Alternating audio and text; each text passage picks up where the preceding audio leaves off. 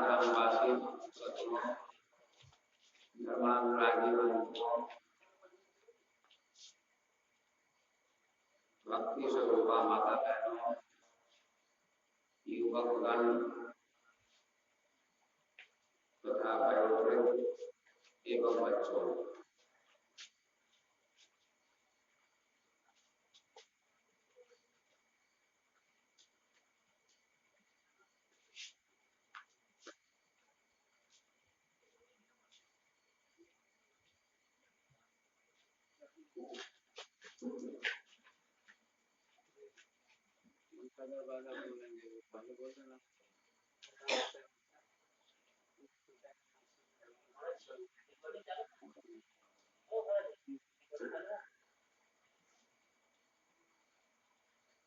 आज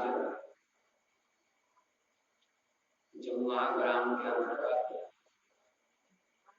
राम सेवक सागर सत्संग का आयोजन किया गया है। आप सबका सौभाग्य है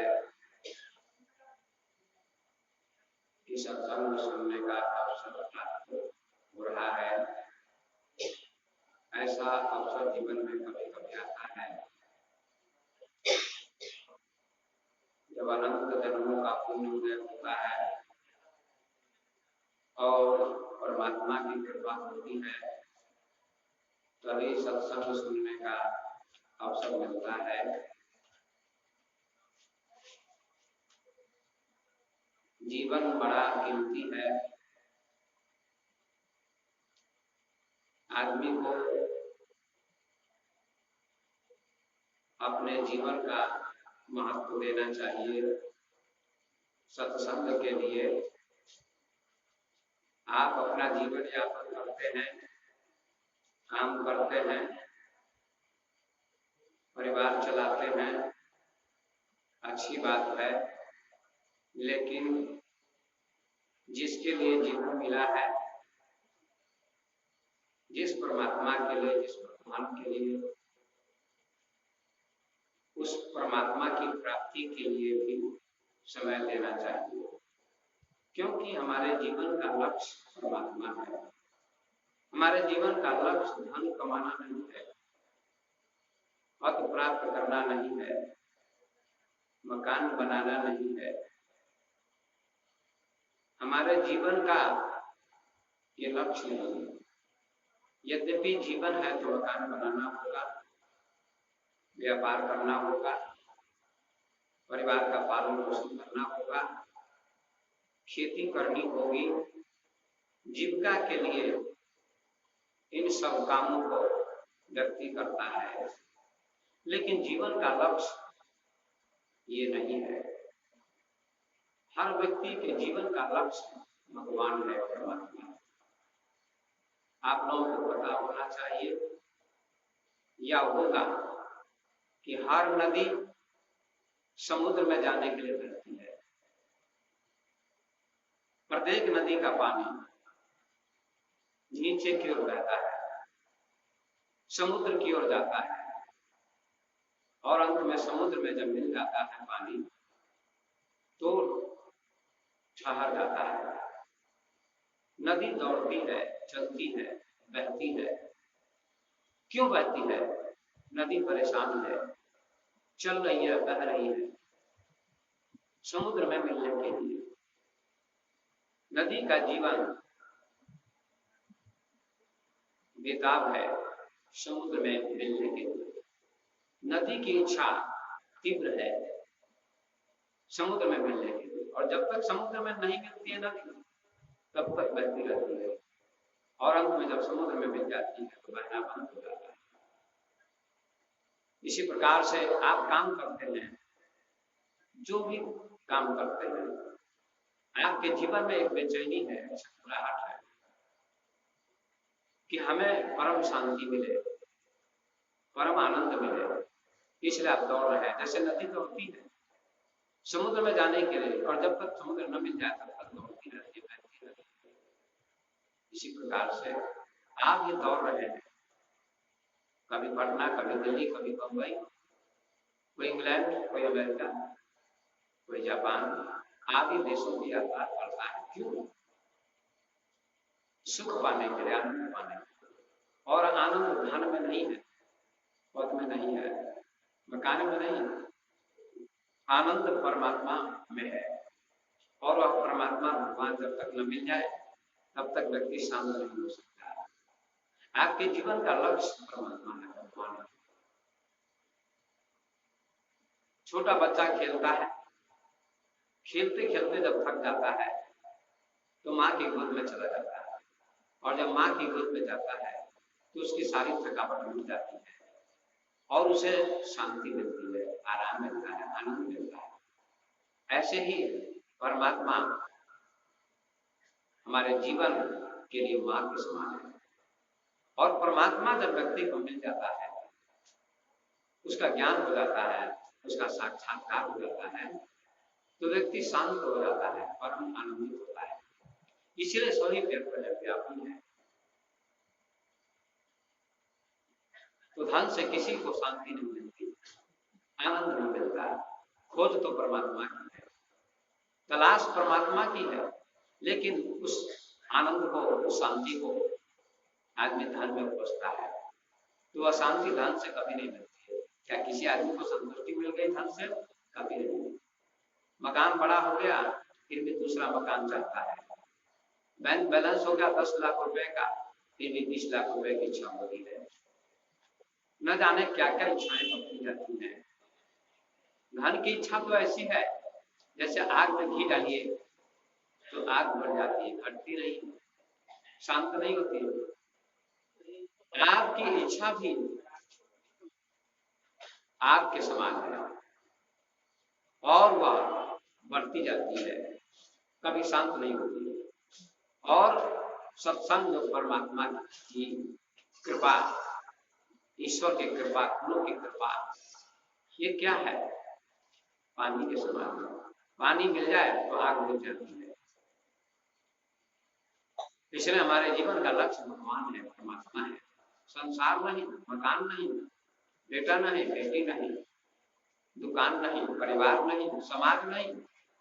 यद्यपि समाज में जीना होगा, परिवार में जीना होगा, बच्चों के साथ जीना होगा, लेकिन लक्ष्य आपका परमात्मा का होना चाहिए। कोई व्यक्ति नौकरी करता है, सर्विस करता है, दिल्ली में, मुंबई में, बेंगलुरु में, कहीं भी, लेकिन उसका लक्ष्य नौकरी नहीं है। पैसा मिलता है, सुविधा मिलती है, मोटरसाइकिल मिल जाती है, कार मिल जाती है, टेलीविजन मिल जाता है, लेकिन उसका लक्ष्य नौकरी नहीं, उसका लक्ष्य है सुख, उसका लक्ष्य है शांति, उसका लक्ष्य है आनंद। और आनंद कहाँ है? आनंद भगवान में है, आनंद परमात्मा में है, आनंद ईश्वर में है, संसार के पदार्थ में नहीं। यदि ऐसा हो जाए तो धन पाने के बाद व्यक्ति को सुखी हो जाना चाहिए, नहीं होगा। इसलिए बंधुओं, आप लोग इसको समझने का प्रयास करें। हमारे देश में एक विद्वान हुए हैं, उन्होंने एक ग्रंथ लिखा है वैराग्य शतक। उसमें एक श्लोक लिखा है, वह श्लोक बहुत सुंदर है कि आदमी जब तक स्वस्थ रहता है तब तक भगवान का नाम नहीं लेता, सुख सुविधा है तो भगवान का नाम नहीं लेता, कहता बुढ़ापा आएगा तो भगवान का नाम लूंगा। अभी भगवान का नाम लेने की क्या जरूरत है, अभी सत्संग करने की क्या जरूरत है। जवान आदमी सत्संग में नहीं जाता है, बहुत कम जवान सत्संग में जाते हैं, युवक लोग कम जाते हैं सत्संग में, बूढ़े लोग जाते हैं। कुछ लोग आते हैं जिनका संस्कार अच्छा होता है। जवान लोग कहते हैं अभी सत्संग में जाने की उम्र नहीं, अभी कमाने की उम्र है, भोग भोगने की उम्र है, पैसा कमाने की उम्र है, मौज करने की उम्र है, लेकिन कोई ठिकाना नहीं जीवन का, कोई ठिकाना नहीं जीवन का, कब क्या हो जाएगा। जीवन कभी भी समाप्त हो सकता है, कभी भी जा सकता है, मिट सकता है। आपका सपना है, आपकी कल्पना है, ये कर लूंगा वो कर लूंगा, लेकिन बीच में ही एक्सीडेंट हो जाए तब क्या कीजिएगा। हवाई जहाज से कोई अमेरिका जाता है और सोचता है, कल्पना करता अमेरिका जाऊंगा तो ऐसा पैसा कमाऊंगा, इतना कमाऊंगा, उतना कमाऊंगा और वो खरबों का पैसा कमा लूंगा और सुख सुविधा होगी, बड़ा मकान होगा, कार होगी, सुविधा होगी, ऐसा होगा वैसा होगा।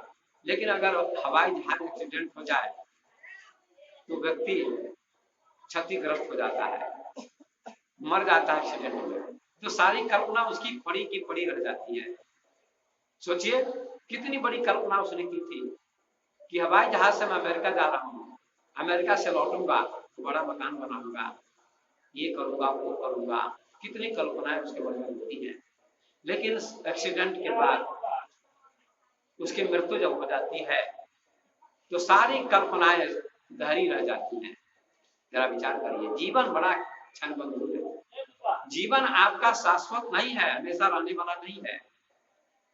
मृत्यु की तो गारंटी है लेकिन जीवन की कोई गारंटी नहीं है। जीवन कब तक रहेगा कोई पता नहीं है। पानी के बुलबुले जैसा जीवन है आपका, वर्षा होती है, पानी के बुलबुले बनते हैं और बुलबुले एक क्षण में मिट जाते हैं, बनते और मिट जाते हैं, उनकी जिंदगी बहुत थोड़े समय के लिए होती है। लेकिन बुलबुला सोचे कि मेरी आयु 100 वर्ष की होगी तो उसका सोचना गलत है, एक क्षण में बुलबुला मिट जाता है। ऐसे आदमी भी बुलबुले की तरह है, लेकिन सोचा ये करूंगा वो करूंगा, 100 वर्ष की आयु है, लेकिन बीच में ही मौत आ सकती है और किसी समय आ सकती है। लोग सोचते हैं क्या बाबा जी का सत्संग सुनने जाए, काम कर लेते हैं, दुकान चला लेते हैं, फला काम कर लेते हैं, सत्संग को कभी भी सुन लेंगे। अगर बीच में ही मृत्यु हो गई, कुछ हो गया, तब क्या कीजिएगा। किसी भी समय चूहा को बिल्ली खा सकती है, किस समय बिल्ली चूहे को खा जाए कोई पता नहीं है। आपकी जिंदगी क्या है, आपका जीवन क्या है, चूहे जैसा, और मौत क्या है, काल क्या है, बिल्ली जैसा, किसी समय काल खा जाएगा। आदमी सचेत नहीं, सावधान नहीं है, सुनना नहीं चाहता, आना नहीं चाहता संत के पास, सत्संग में।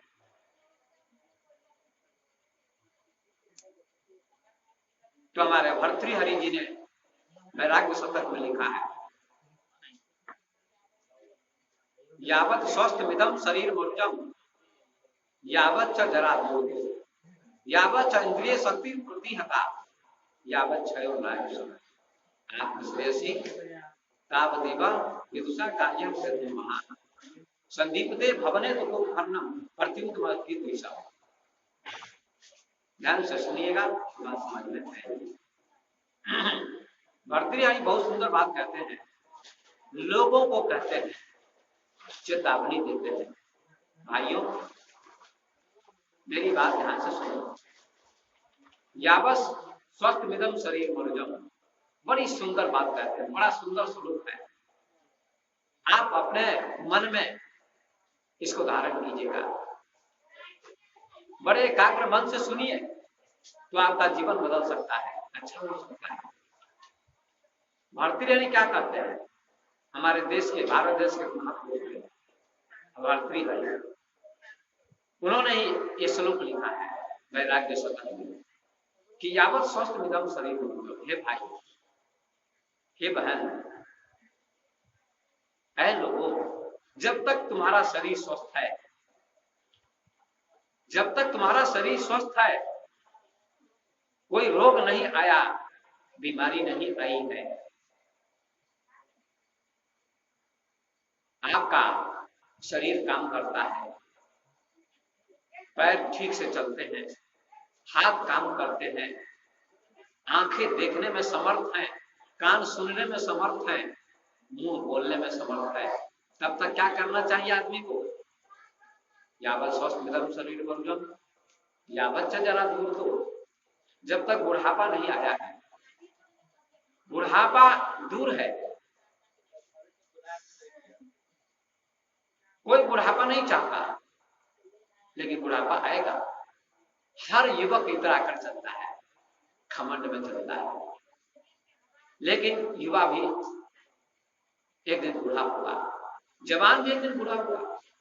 ये प्रकृति का नियम है कि जो बचपन आया चला जाएगा, फिर जवानी आएगी, वो भी चली जाएगी, फिर बुढ़ापा आएगा, वो भी चला जाएगा, अंत में मौत आएगी। मौत से कोई बच नहीं सकता। मौत के आने से पहले क्या कर लेना चाहिए, यही इस श्लोक में महापुरुष कहते हैं कि जब तक शरीर स्वस्थ है तुम्हारा, जब तक रोग नहीं आया है शरीर में, और जब तक आपकी इंद्रियां काम करती हैं, आपकी इंद्रियां काम करती हैं, या बच्चा इंद्रिय शक्ति प्रतिहता आत्मश्रेयसी तावदेव, तब तक आदमी को क्या करना चाहिए, कर लेना चाहिए, तब तक एक काम कर लेना चाहिए। जब तक शरीर स्वस्थ है, बुढ़ापा नहीं आया है, रोग नहीं लगा है, बीमारी नहीं लगी है, और इंद्रियां काम करती हैं, अर्थात आंख देखती है, कान सुनता है, हाथ काम करता है, पैर चलता है, तब तक आपको एक काम कर लेना चाहिए। सबसे बड़ा काम, सबसे महत्वपूर्ण काम, हम लोग महत्वपूर्ण काम किसको समझते हैं? मकान बनाना है, पैसा कमाना है, जमीन खरीदना, इन कामों को हम महत्वपूर्ण समझते हैं। लेकिन सबसे महत्वपूर्ण काम क्या है? आत्मश्रेष्ठ आत्मा के कल्याण के लिए व्यक्ति को प्रयास करना चाहिए, प्रयत्न करना चाहिए। आप कितना प्रयत्न करते हैं मकान बनाने के लिए? कितना प्रयास करते हैं, कितनी मेहनत करते हैं, कितनी कोशिश करते हैं, एड़ी चोटी का पसीना एक कर देते हैं, तब मकान बनता है, तब बैंक बैलेंस होता है,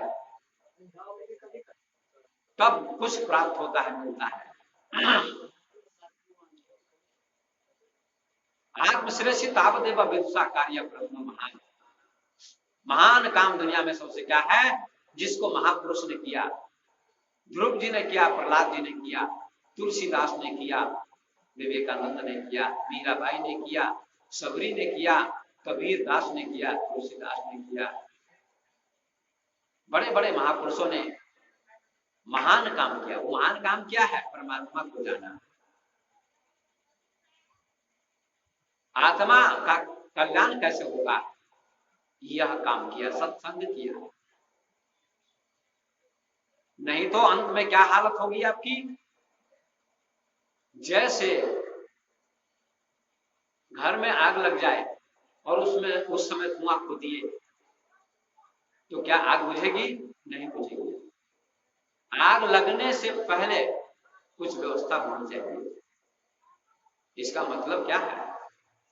इसका मतलब है कि मृत्यु आने से पहले, मौत आने से पहले आप पानी की व्यवस्था कर लीजिए, अर्थात परमात्मा भगवान को जान लीजिए, सत्संग कर लीजिए, भक्ति कर लीजिए, कर्म कर लीजिए, योग कर लीजिए, ध्यान कर लीजिए। मृत्यु आने से पहले तो आपका जीवन सफल हो जाएगा। आपको मरने के समय में पछताना नहीं पड़ेगा, मरने के समय में रोना नहीं पड़ेगा। उसी को जानने के लिए लोग सत्संग करते हैं। आप किसी को भी मानते हैं, इससे कोई फर्क नहीं पड़ता है। आप शिव जी को मानते हैं, राम जी को मानते हैं, कृष्ण भगवान को मानते हैं, ईसा मसीह को मानते हैं, कबीर को मानते हैं, नानक को मानते हैं, गॉड को, भगवान को, ईश्वर को, किसी को मानते हैं, इससे कोई फर्क नहीं पड़ता है। ईश्वर एक है, उसके नाम अनेक है। हम लोगों ने ईश्वर को भी बांट लिया है, ये कितनी अज्ञानता है। बड़ा विवाद चलता है ईश्वर के नाम में, लेकिन ईश्वर अनेक नहीं, एक है। एक ही आलू से सब्जी भी बनती है, भुजिया भी बनती है, कई आइटम बनते हैं। एक ही दूध से कितनी चीजें बनती हैं, मक्खन हो जाता है, घी हो जाता है, दही बन जाता है, पनीर बन जाता है। लेकिन ये सब चीजें कैसे बनती है? केवल दूध से। अगर दूध ना हो तो पनीर कहां से आएगा, मक्खन कहां से आएगा, घी कहां से आएगा, दही कहां से आएगा? सबका मूल स्रोत क्या है? दूध है। ऐसे परमात्मा एक है और नाम अनेक है। किसी ने शिव कहा, किसी ने राम कहा, ईसाई ने गॉड कहा, हिंदू ने ईश्वर कहा, मुसलमान ने अल्लाह कहा। एक ही ईश्वर के अनेक नाम है। हर देश में तू, हर देश में तू, तेरे नाम अनेक तू एक ही है। सागर से उठा बादल बन के, फिर नहर बनी नदियां गहरी, तेरे नाम अनेक तू एक ही है। सभी नदियां कहाँ जाती है? कहाँ जाती सभी नदियां? समुद्र में। ईश्वर समुद्र है, समुद्र के समान। और हिंदू, मुसलमान, बौद्ध, जैन आदि सब उसी ईश्वर की उपासना करते हैं। जाना सबको एक ही जगह है। ये आपका गांव है, यहाँ 4 रास्ते हैं। कोई पूर्व से आए, कोई पश्चिम से आए, कोई उत्तर से आए, कोई दक्षिण से आए, लेकिन आएगा तो जम्मू हमें। गांव तो एक ही, रास्ते 4, मंजिल एक, रास्ते अनेक, मार्ग अनेक।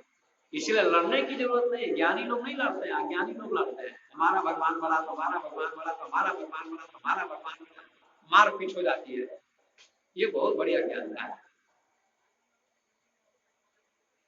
लड़िए मत। कबीर बाबा ने कहा, कबीर जो संत थे उन्होंने कहा कि काबा काशी एक है, एक राम रहीम, मैदा एक पकवान बहु, बैठ कबीरा जी। काबा भी वही है, काशी भी वही है। काबा काशी एक है, एक